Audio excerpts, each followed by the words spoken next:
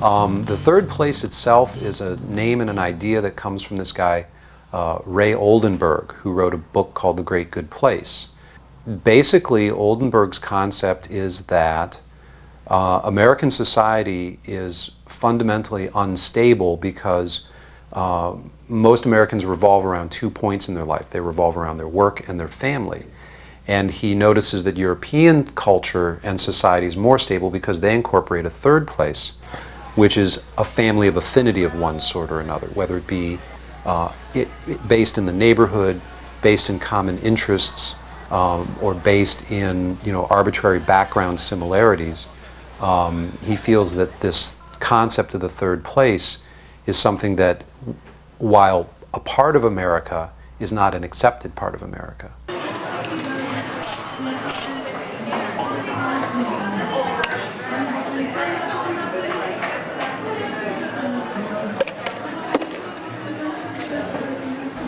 At first, I liked the fact that it was just close to my house and it was comfortable. And something strange happened over the last couple of years, and I didn't even realize it until I found out that the place was closing.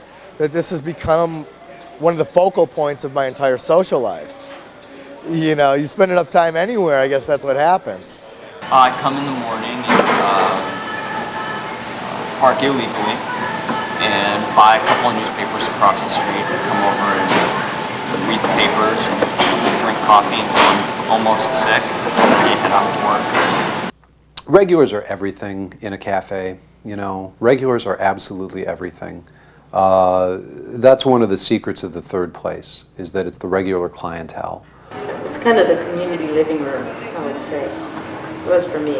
You didn't have to make plans with people. You would just come here and people would be here. And plus, you would start knowing the other people who frequented the place, just because you would see them every day, and then you would start talking to them as if you had known them, because you've been looking at each other for maybe a month and a half or something, having coffee with them, sort of. Yeah, whenever you move into a certain neighborhood and you got to pick the right neighborhood, people are going to hang somewhere, and you always pick the coffee shops.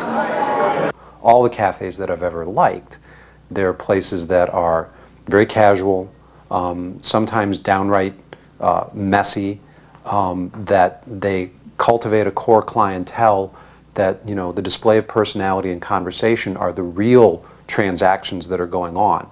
And so the cafe becomes a set more than an institution for people to play out themselves and their lives in a public atmosphere. Yeah, I think this is a really special space. I know it is for me, and I see lots of other people here who come really regularly for seemingly different reasons. I was like 2 or 3 weeks fresh into town, and I was hanging out with some people over there, and we were looking for things. So he decided to come here, and we found what we were looking for immediately, and it was given to us over the counter. And then I looked around and I said, hey, this can't be that bad. So regulars are everything, and regulars are, you love them and you hate them, and I would spend so much time with the staff explaining to them just how important regulars are. So you cultivate the regulars, you have to. Like I say, and that's one of the things that Oldenburg in Great Good Place talks about, is that regular clientele is absolutely what determines the character and nature and quality of a third place. Every once in a while I wonder what kind of person I am for hanging out here. I'm telling you, the people who are every day are completely out of their minds. Or they're very young, or they're like 18 years old, or both. Sometimes I wonder what I'm doing here. If everybody here is crazy or 18, I'm not 18. Am I like the only impartial observer, or am I crazy too? I don't know.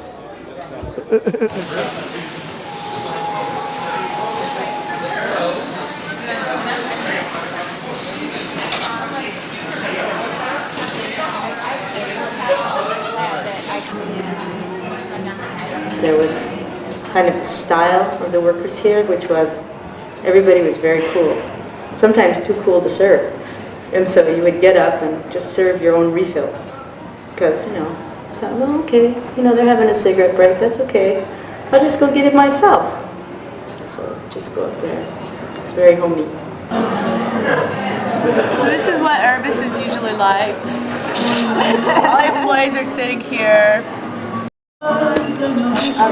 Everyone's kind of like looking for coffee and maybe they'll get it.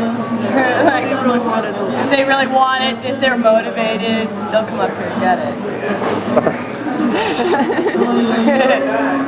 I like Jen. I was a little reluctant to hire her initially, but I needed a manager and a waitress, and she turned out to be a total blessing. You know, when she first started working, she was working some day shifts, and only twice did I come up and go boo on her. Not funny, because you'd have to peel her off the ceiling literally and say, God, I'm so sorry, I had no idea. Well, it's all the caffeine and cigarettes. I mean, good God, you drink 6 double espressos in 3 hours, you're going to be a little twitchy, you know? But I don't know, this job is kind of like, the thing is, it's kind of like being at a party. It's not really like a job, it's more like being at a party all the time. Except like the time that it sucks is when you don't want to go to work. You don't want to go to the party, you know, it's like, because it's just standing around and talking and, you know, you do a little bit of work.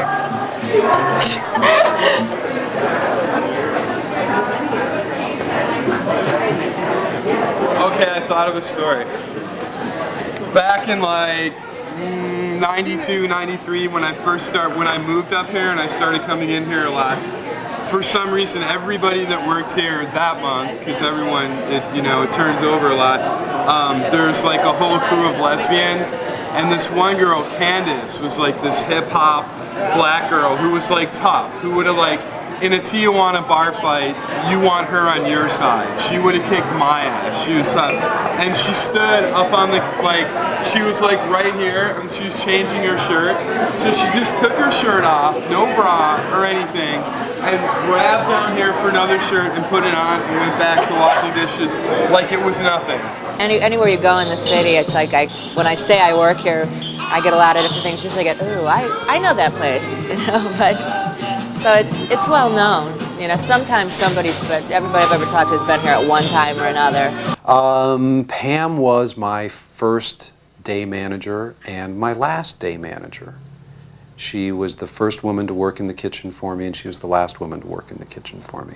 And I have nothing but good things to say about Pam because she's been a really good friend to me over the years, and the type of friend who, when you need to get slapped, she slaps. And when you need a little comfort and praise, she'll give you a little comfort and praise. She's really a good lady. I'm pretty good friends with Tom.